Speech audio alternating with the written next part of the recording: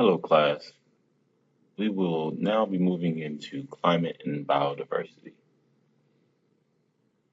We'll be talking mainly about the impact of climate on biodiversity and how biodiversity evolves in regards to climate. So, the first thing that we would like to do is to create a separation between what we understand as weather and what we understand as climate. So, your weather are these short-term changes in specific areas or factors, and those factors are the temperature, pressure, humidity, and precipitation. Remember, these things are short term. Weather occurs on a daily basis. Now, climate is a region's general pattern over a long period of time. In this case, you'll be taking average temperature, average precipitation, average humidity over much longer periods of time. If you think about it, a species or organism, um, biologically and genetically, is more apt to react to climate or continued pressure from its environment, not necessarily to a simple event on a daily basis. So this diagram shows the connection of climate change to our biosystems. Look at climate change and its impact on land use and some of the human impacts such as desertification, degradation, deforestation, which in turn have impacts on some of the natural resources and ecosystem services that are provided, which are directly related to the biota.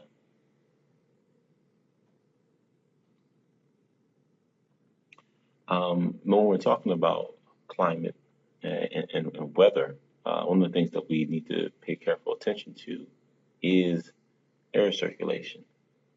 Air circulation is incredibly important to the weather patterns that we see on a normal basis, and that is mainly because of the uneven heating of the Earth's surface. So, when thinking about air circulation, generally, the statements that you have heard in the public sphere are true. Cool air falls, hot air rises. And it's simply the physics of the molecules of air. When things heat up, they look for more space to move and they move up. And when they calm down and condense, they become more dense and heavy and fall back towards the earth. So this diagram actually shows here this warm, dry air that actually takes on more moisture and heat and rises into the atmosphere. In the upper atmosphere, you get a cooling and condensation of that air, which leads to precipitation. Once that precipitation has fallen and decoupled itself from the other air particles, those particles are cooled and dry and they fall back down. So then you get this cyclic motion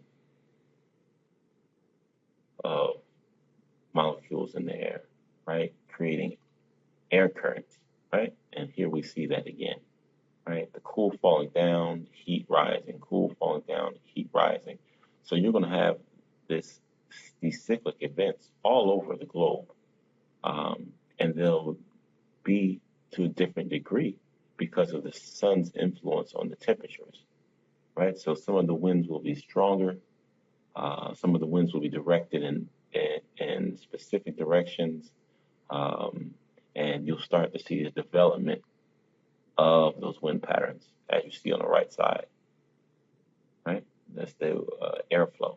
And then you'll have that influencing surface currents of water, and then we see what we have here, right? These are the warm and cold currents of water. So with those two things mixed together, you will then see the movement of rain clouds that are dependent upon water temperature, For instance, we see the hurricanes, which are influenced by the warm water of the Gulf at the end of the summer season, and then the cool and warm air and the cool and warm water then play on each other to then influence things such as rainfall and humidity and things of that nature. So seasonal changes in rain and precipitation influence circulation, rotation of the earth, and long-term variations in the sun's energy hitting the earth's surface. The properties of air and water affect air circulation and patterns. So the physical properties, um, the ability of energy to break those hydrogen bonds in water and cause evaporation, as well as the creation of cyclical convectional cells. All of you know the cyclical nature of the seasons.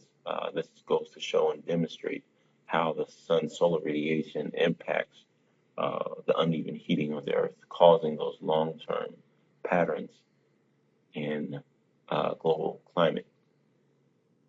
Um, One of the major climate events that we see and have observed is El Nino Southern Oscillation, also known as ENSO. This happens out in the Pacific Ocean and is due to prevailing westerly winds weakening or ceasing. And the surface waters then along the South and North American coast become warmer. That normal upwelling of water is suppressed and can trigger extreme weather conditions, primarily in the Pacific.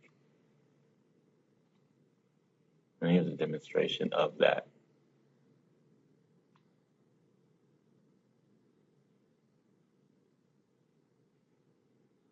Right, so you have your warm water blocking that cold current upwelling. Right, now warm water normally feeds these extreme weather events. Now, La Nina is the actual counterpart of El Nino, and it helps to move Atlantic hurricanes. Right, so let's take a look at how this works.